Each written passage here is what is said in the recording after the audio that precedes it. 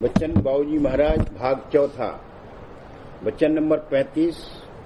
आगरा 8 अक्टूबर सन 1939। जब तक गैर मामूली तौर पर तवज्जो न लाई जावे, किसी आदत का छोड़ना या छूटना बड़ा मुश्किल है। जिस घाट पर आदत पड़ी है, उससे ऊपर के घाट पर अपनी स्थिति कायम की जाए, तब वो आदत छूट सकती। संत मत के परमार्थ की कार्रवाई तीसरे तिल से शुरू होती। इंसान की स्थिति अंतःकरण के घाट पर है और अपनी चाहों के बमूजिब कार्रवाई करने की धार और ताकत भी आती। जन्मान जन्म से आदत भी यह के कामों की पड़ी हुई है, मगर फिर भी किसी आदत के बदलने में बड़ी तवज्जो लगानी पड़ती। परमार्थ के लिए न तो घाट खुला हुआ है, न चाह है, न आदत है। ऐसी सूरत में परमार्थ का करना बहुत ज्यादा मुश्किल है। इसलिए हर सत्संगी पर फर्ज है कि चाहे मन लगे या न लगे, सुमरन, ध्यान और भजन नियम और शौक के साथ करता रहे और किनका करके अपनी तवज्जो को तीसरे तिल पर पहुंचाता और ठहराता रहे। किनका करके दरिया बनाना है। जब तीसरे तिल पर तवज्जो बनने लगेगी, अंतःकरण के घाट की सब नाकिस आदतें एक एक करके छूट जाएंगी। आदत जो पड़ जाती है, उसका छोड़ना और छूटना बड़ा मुश्किल है। बगैर गैर मामूली तवज्जो के आदत का बदलना नहीं हो सकता और खासकर परमार्थ में तो नामुमकिन है। दुनिया के मामूली कामकाज और व्यवहार में जरा सी चीजों और बातों की जो आदत पड़ जाती है, वो नहीं छूट सकती। तो जिसमें रस आने लग गया है, वो कैसे छूट सकती और परमार्थ क्या कमाया जा सकता है। जिस घाट पर जो आदत पड़ी है, उस घाट को छोड़कर उससे ऊंचे घाट पर अपनी स्थिति कायम की जाए, तब पिछली आदत छूटेगी और नई आदत पड़ेगी। संत मत के परमार्थ की कार्रवाई तीसरे तिल से होती। तीसरे तिल के नीचे अंतःकरण के घाट या किसी और चक्र या घाट से संत मत का परमार्थ नहीं हो सकता। दोनों आंखों से दोनों धारों को समेटकर और खींचकर तीसरे तिल पर लाकर एक करने में पिंड के 6 चक्रों से धार का सिमटाव और खिंचाव हो जाता है। अलग अलग चक्र की साधना करने की जरूरत नहीं। इंसान की स्थिति अंतःकरण के घाट पर है, यानी अंतःकरण का घाट खुला हुआ मौजूद है। दर्जात का फर्क तो जरूर है, वरना सब इंसान अंतःकरण ही के घाट पर बाहोश और जागृत अवस्था में कार्रवाई करते हैं। अंतःकरण के घाट का बड़ा भारी हल्का है। एक वहशी और जंगली जो नंगा और पेड़ की पत्तियां और छाल लपेटकर घूमता फिरता है, वो भी अंतःकरण के घाट से कार्रवाई करता है। और वो शख्स जो मुल्कों का इंतजाम करता है और जिसकी अक्ल और समझबूझ की बड़ी तारीफ और शोहरत है, वो भी अंतःकरण के घाट ही से कार्रवाई करता है।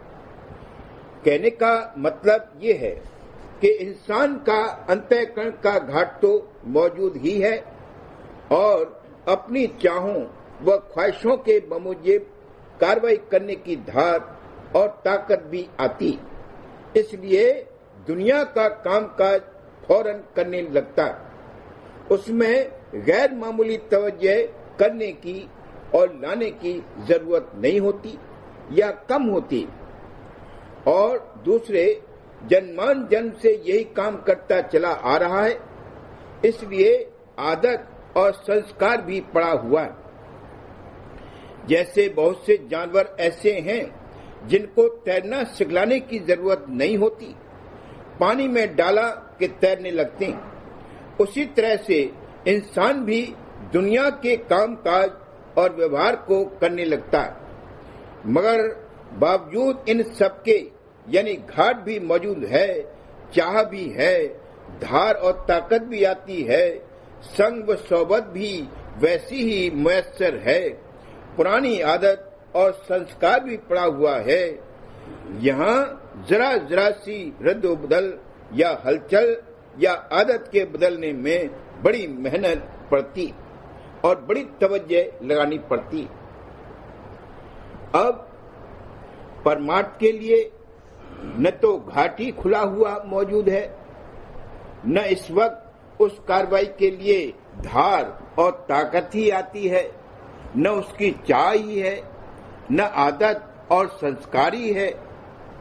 ऐसी सूरत में परमार्थ का करना किस कदर मुश्किल है। और न सिर्फ यही कि परमार्थ का सामान नहीं मौजूद है, बल्कि ऐसा सामान और ऐसी सूरत इस वक्त है जो परमार्थ में रुकावट डालती, यानी इसकी कुल तवज्जो दुनिया में अंतःकरण के घाट पर बंधी हुई और जकड़ी हुई है। उसको यहाँ से छुड़ाकर किनका किनका और फुई फुई करके तीसरे तिल पर ले जाना है।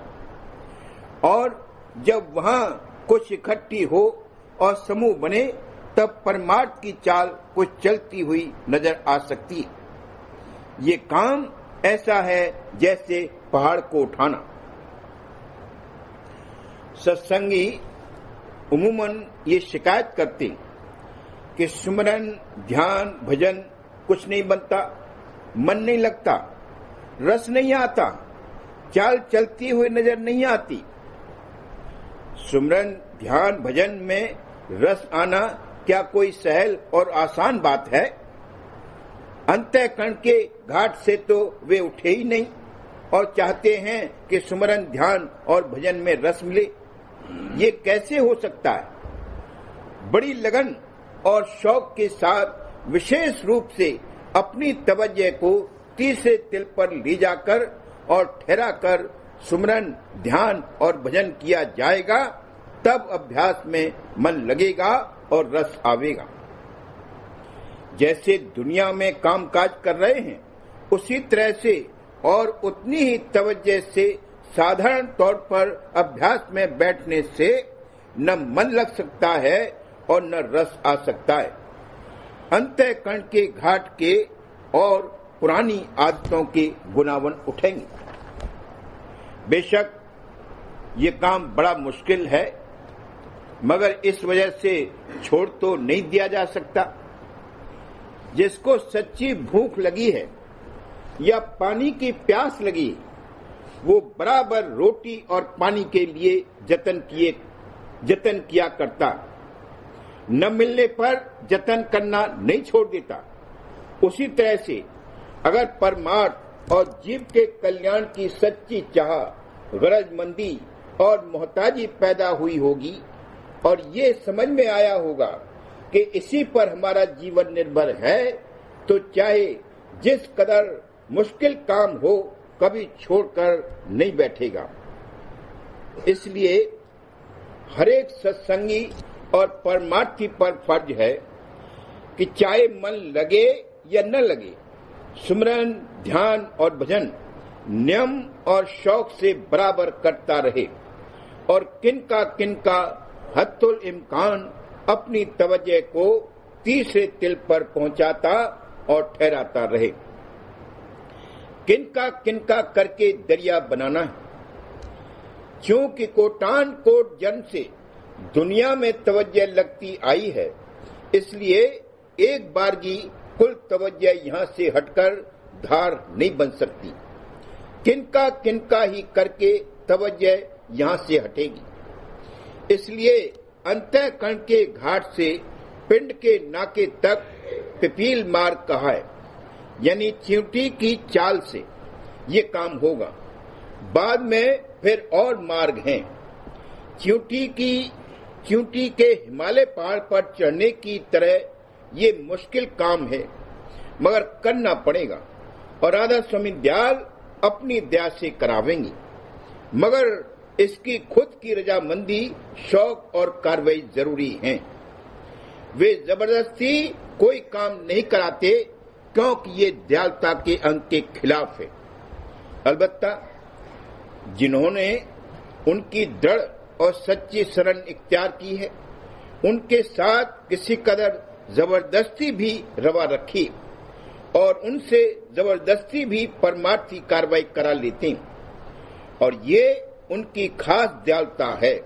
जैसे बाप धमका कर और जबरदस्ती से भी अपने फर्जंद से जो काम उसके फायदे का होता है करा लेता।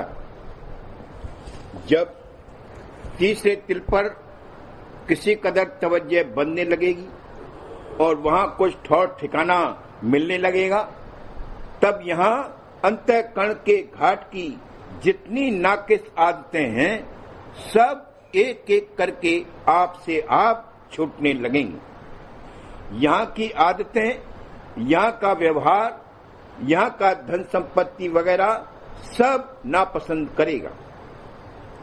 उनसे आप ही आप त्याग और बैराग पैदा होगा।